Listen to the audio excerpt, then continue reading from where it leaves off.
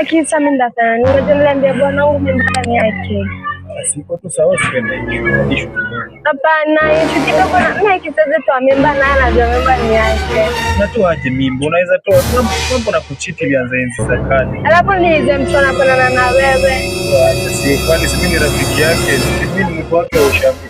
Hapana, aki mimi nasikia vibali ndio cheat. Beba.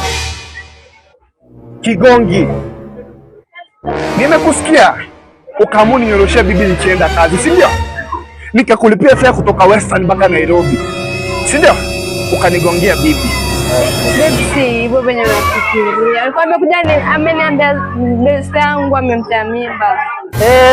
Yeye anashikanga siku hizi mimba. Hapana, mpata best yangu mimba.